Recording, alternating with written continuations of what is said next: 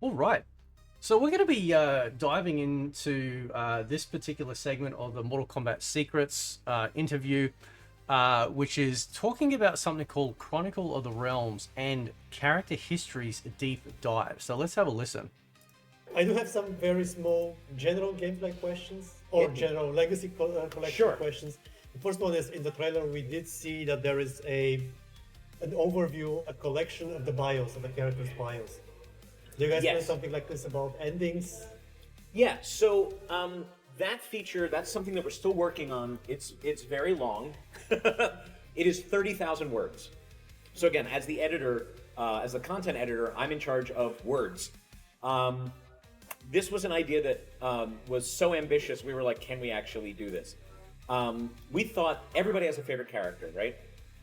I'll be honest, I'm a Reiko main in Mortal Kombat 4. Y'all can hate me all you like, but I love Katana too, right? So like, Katana was my Mortal Kombat 2 main, and I'm like, well, the first character I'm gonna go to, picture, basically the trilogy select screen. And you'll see a little bit of it in the trailer that we released at Gamescom. And you click on the person's character profile, and then it'll take you to a linear narrative that shows you this is what this character was doing during all the games in which they appear. Or if they were in the comic books, or if we know that they were involved in something, we tell that official canon story. So this is this character's canon story over all the games. And the idea is that you go left to right, and it's a linear timeline. This is what they did in Mortal. This is what they did in Mortal 2. This is what they did in 3. This is what they did in 4. If they were involved in the prequels, that obviously comes before the original Mortal Kombat tournament. And then when you drill down, you can actually go, down on the screen, and there are nodes where, okay, here was their arcade bio screen, so we show that. Here is their arcade ending screen, because those are all now what if. That's definitely what we need. That's definitely what we need.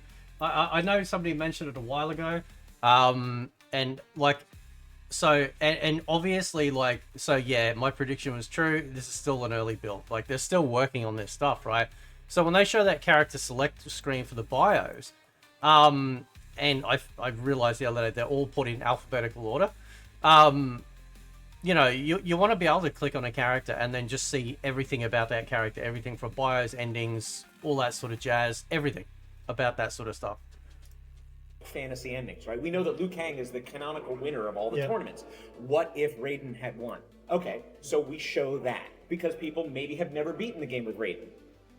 Then if we have concept art, or if we have other like sketches or things like that, or pictures of the actors who played, Raiden in Mortal Kombat Mythologies, we have some press photos that they did, so we get to show that. So any extra stuff from that character from that era is shown there. Then you go back up and you go over to the next thing. Okay, that was Mythologies. Now what happened to Raiden in Mortal Kombat?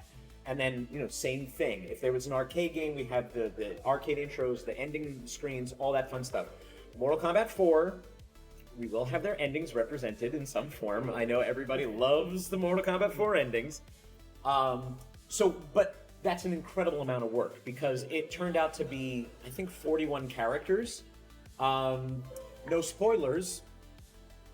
No. Okay. No spoilers, but we do even include a few characters that appear that don't have official histories, like Chameleon and Meat. They are represented in that grid. You won't find anything on them. We have their portrait and we say, this is Meat. Meat is a secret character. There is no history about them, but to get to them... So somebody, who was it? Was it Interloco that told me the other day? Or something, because in that character screen, apparently they're saying, oh, Chameleon shows up there, but I'm not seeing no Chameleon unless it's after Baraka. It must be between Baraka and Cyrax at the top there.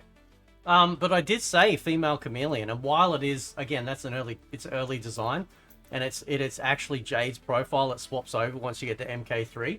I'm just kind of curious. I'm kind of curious because, like, if you've got... You're covering trilogy, right? But if you don't have the N64 version in there, the character of female Chameleon still technically exists in the universe. And I wonder if they would still cover that. This is what you have to do in the game.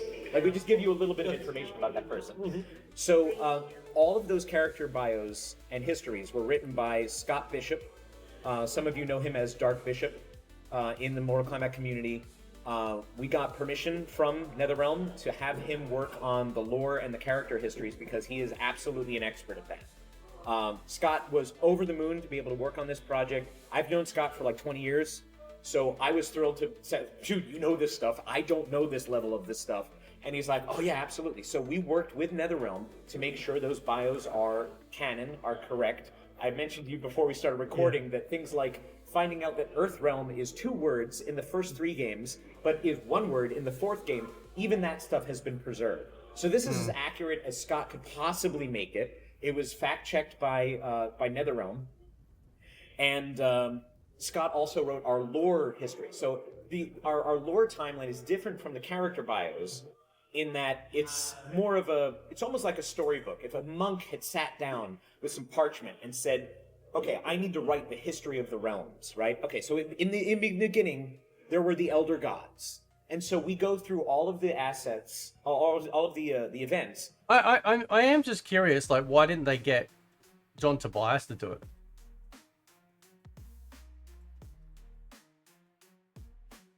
I mean, it's his baby, right? Like, why wouldn't you just get John Tobias to write this instead?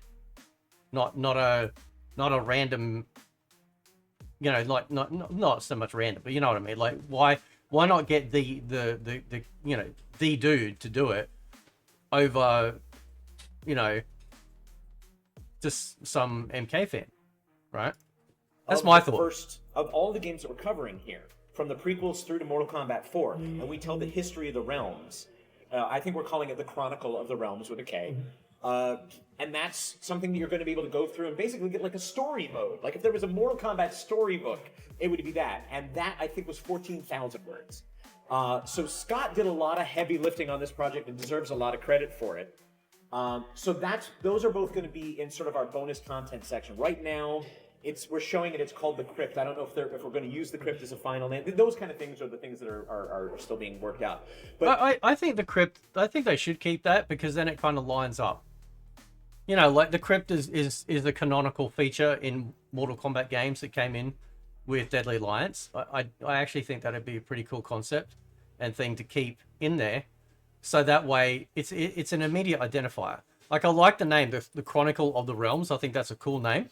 And also having the Crypt as basically where you access, you know, like, you know, well, I mean, essentially like how all the, you know, all the old crypts actually worked. But there's the interactive documentary, and that's where the lore will also be. The character history will be the music player for the soundtracks is going to be in there too. So that kind of bonus content. So that's what the character histories are. We don't expect people to spend a ton of time in there, but we would love it if you got lost. You know, if you're just like, oh, I am. I'm gonna live in there. I love that shit. This is what made Mortal Kombat great for me, was the fact that they, out of arcade games, were able to create this incredible universe that eclipsed other fighting games at the time in terms of world building. Well, I don't actually know what Cabal's story is. What's the deal? And then you go look and you see all the stuff that we have for Cabal, concept art, sprites, and all kinds of things. So, yeah, that's what the character histories are. That has been so much work that it just wasn't ready to show here. Neither was the lore. The lore is going through final art probably in the next week or so. Yeah, that's the deal with the character histories. Hopefully people enjoy it. It's really extra for experts who live and breathe by the lore and are really into, like, what are the relationships with the characters and what's the larger story of Mortal Kombat. But we know that's one of the reasons people keep coming back to the franchise. They love these characters and they love this story. I must say, I just love this. It's just listening about this. It's amazing. It's deep. It's deep. Yeah, and that's really cool. So this is a great interview. I'll post a link for this particular one in the description for you guys to check out. So yeah, I mean, it'd be cool if they call it the Crypt. I think that'd be great. Obviously, it's not going to work in the same fashion, like, you know, how like in the 3D era games you would unlock stuff, you know, and that would go into the archive, aka the Crypt, that you can then access. But having, I think, the Crypt name in there, I think would be pretty cool. You know, just again, just because it's a canonical mode that people are now, you know, very much used to. So anyway, guys, I'll leave it there. Let me know what you think. Catch you next time.